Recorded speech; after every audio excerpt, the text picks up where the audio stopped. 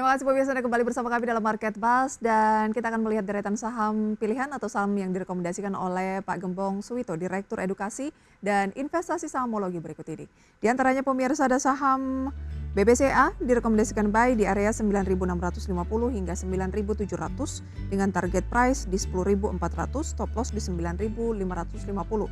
Data yang ditampilkan ini adalah stop loss pemirsa, berikut juga target price. Kemudian BBRI buy di area 4.100 sampai 4.150, targetnya di 4.500, stop loss di 4.000. BRPT buy di area 850 hingga 860, target price-nya di 1.000, stop loss di 820. Telkom buy di area 2.600 hingga 2.620, target price di 3.000, stop loss di 2.550.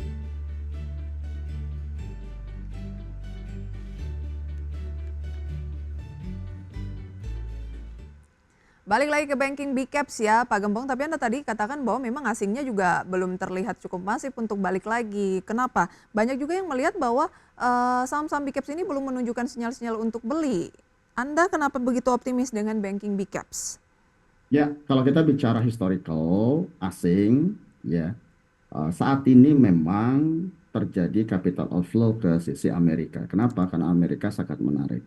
USD menguat, saham-saham di Amerika juga sudah menguat. Kenapa? Karena Trump terpilih, ya dia political protective, maka Make America Great Again akan terjadi. Perang dagang akan terjadi. Jadi sejauh ini capital outflow kita sudah maksimum menurut saya ya. Dan itu sudah tanda-tanda rebound, balik lagi itu sangat mungkin. Satu, kalau kita bicara fundamentalnya, dari sisi BCA sendiri, dengan kinerja sampai Oktober sudah profit sekitar 50 triliun, maka ya tahun depan, terutama di sisi annual report di Januari, Februari biasanya kinerjanya pasti biasanya di atas 10% kenaikannya, kenaikan dari sisi EPS-nya. Hal ini sentimen positif. Ya, itu yang pertama dari sisi BCA maupun dari sisi BRI. Baik, Anda Dividend merekomendasi. interim juga sudah ada mereka, jadi katalis-katalis positif itu yang menjadi penopang. Terus kalau kita bicara ini investor asing, itu kan masalahnya cuma satu, kurs rupiah. Kurs rupiah di level 16.200, mereka bawa ke Indonesia dalam bentuk dolar, begitu mereka masuk, otomatis dia akan memperhatikan selisih kurs. Tantangan terbesar di kita di situ, kurs. Ya, semoga di sini biasanya BI itu di level 16.200, 16.400 itu sudah melakukan intervensi. Syukur-syukur under 15.000. Itu harapan kita ya, supaya capital inflow terjadi. Kalaupun misalnya, ini kan sudah mulai capital outflow sejak September, Oktober, November, Desember, jadi 3 bulan. Harusnya ya pas saat melakukan rebalancing awal tahun kinerjanya juga akan cukup positif juga. Baik. BBCA current price 9.775. Jadi buy on weakness ya 9650 sampai 97.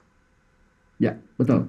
Baik, tunggu dulu, bersabar dulu. Target price-nya ada di paling dekat 10.400. 10.400. Stop loss-nya di 9.550. Jika di bawah 9.550 ada peluang melanjutkan pelemahan dulu ya. Betul. Oke. BBRI buy di area 4.100 hingga 4.150 kata Pak Gembong. Ya, kalau kita bicara valuasi BBRI ini sudah under value banget. Under value Ya, banget. dari sejak 6.400 ya, range di situ area tertingginya sudah turun sekitar 30%. Dan ini anomali dan memang di antara big cap ya bank BRI ini sangat-sangat terdampak dengan berbagai macam isu sentimen negatif di tahun 2024, terutama di kalangan UMKM, daya beli, terus UMKM, NPL, pinjol, dan lain semua itu identik dengan relevansi terkait dengan BRI. Itu satu. Itu yang membuat ya capital outflow di BRI cukup tajam.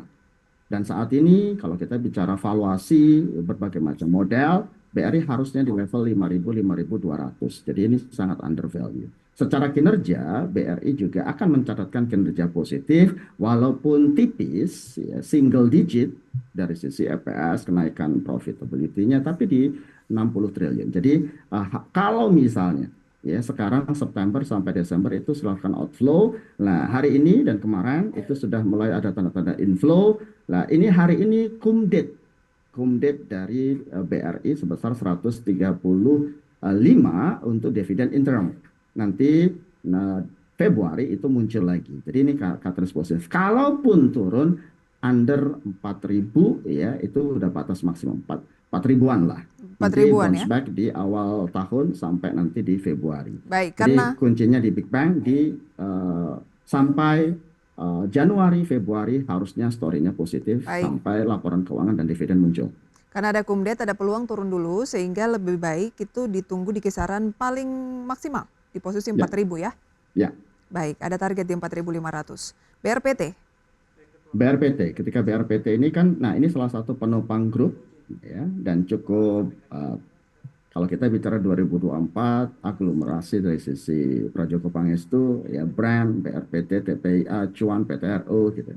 Yang paling undervalue adalah BRPT. Harusnya mencapai di level 1.000 sangat mungkin. berarti karena masih under value sehingga Anda melihat peluang kenaikan lebih terbuka lebar atau lebih besar di BRPT ya. Yang lain kan naiknya Yes, sudah cukup maksimal gitu atau sudah cukup betul. signifikan. Baik, Ya, baiklah di area 850 hingga 860. Mengapa di area-area tersebut Pak Gembong? karena support kuatnya di level 800-an sejauh 800. ini ya, Baik, 6 bulan terakhir. Ibaratnya yang grup yang lainnya, sentimen grup ya, sentimen grupnya yang lain itu sangat positif, ini cukup ketinggalan. Jadi secara perspektif sentimen market ini juga potensi ya terlambat ya, tetapi akan ada kenaikan. batasi resiko kalau turun di bawah 820 ya. Ya.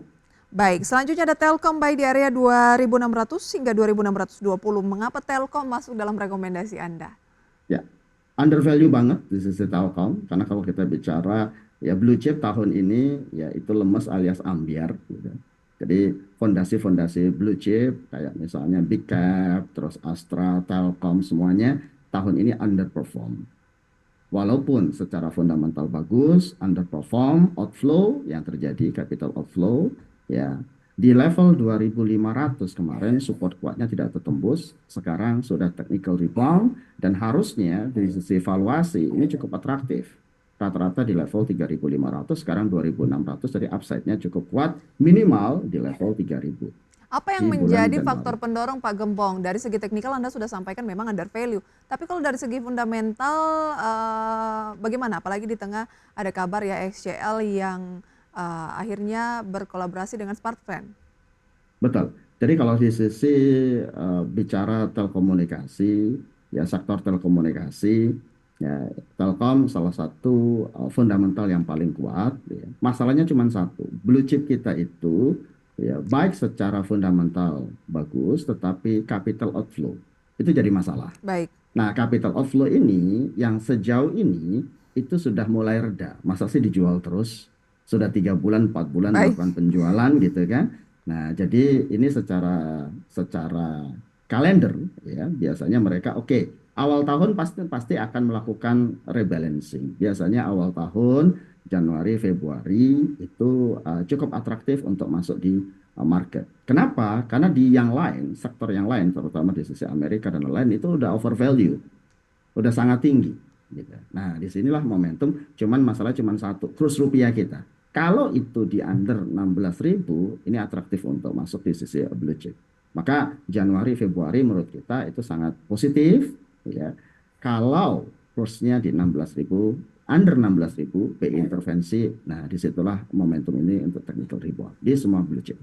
Baik, itu dia ya rekomendasi saham-sahamnya ada BBCA, BBRI, BRPT dan juga ada Telkom. Kita lihat pembukaan perdagangan pemirsa di hari terakhir perdagangan jelang libur Natal. Ada pergerakan dari indeks harga saham gabungan tentunya yang melemah tipis 0,04% pasca kemarin mengalami penguatan yang cukup tinggi kemarin ya. Baik, kita lihat kemarin penguatannya memang tidak terlalu signifikan dan kita lihat pagi hari ini naik 7.097. Tadi sempat merah, masih bergerak liar antara merah dan juga hijau pemirsa dengan saham-saham yang menjadi top gainers dapat Anda saksikan selengkapnya di layar televisi. Antara lain pemirsa adalah saham Telkom yang direkomendasikan oleh Pak Gembong naik 1,5%, Cuan 3%, BRPT yang direkomendasikan juga oleh Pak Gembong naik 5%, PTRO 2%, Raja 4%, dan beberapa saham lainnya. ADI turun 3,29% memimpin losers based on value, INPC, GoTo, Daas, Film, Kija, dan beberapa saham lain. Sementara pergerakan sektoral lebih didominasi oleh sektor-sektor yang melemah. Infrastruktur memimpin penguatan disusul energi, kesehatan, dan juga keuangan serta properti. Infrastruktur tampaknya karena ada Telkom di sana yang memimpin gainers based on value. Singkat saja tanggapan dari Pak Gembong setelah sahamnya sudah naik, ada Telkom tadi kita lihat, BRPT juga sudah naik. Strateginya gimana kalau belum sempat mengikuti arahan dari Pak Gembong tadi? Oke, Desember tinggal 3 hari.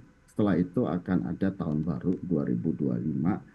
2025 ini kita akan lihat kuncinya di Januari Februari. Sekencang apa dari sisi market merespon? Harusnya sisi positif. 2025 akan cukup challenge, ya. Kenapa? Karena kita bicara terkait dengan, ya, Trump naik, itu akan melakukan protektif, ya, ibaratnya perang dagang akan dimulai. Yang kedua dari sisi suku bunga kemarin The Fed sudah pasti ibaratnya indikatifnya 2 kali minimum, dan ini posisinya kurang disukai market karena market pengen lebih banyak lagi Baik, cut jadi rate-nya, apa ya. yang harus dilakukan Pak Gembong? Fokus pada saham-saham yang fundamental bagus, liquidity bagus, dan ada pertumbuhan profitnya. Baik, Blue meskipun chip, sudah naik tadi, kita lihat Telkom sudah yes. naik, Masih masih. underweight, kira-kira kita bicara targetnya masih cukup jauh, ya, kisaran 10-20% Baik, masih dapat harusnya. Pak Gembong, berapa target IHSG akhir tahun? Ada yang optimis loh bisa 7.200, 7.200. 7.200, ya, karena memang marketnya sepi. Baik, 207 paling mentoknya di level 7.000. kemarin 6.933. Harusnya sih tipis sekali tahun ini. Baik, harusnya tipis sekali ya. Baik, Pak Gembong, terima kasih untuk sharing informasinya pada pagi hari ini. Selamat berlibur Pak Gembong, sampai berjumpa kembali. Terima kasih semuanya.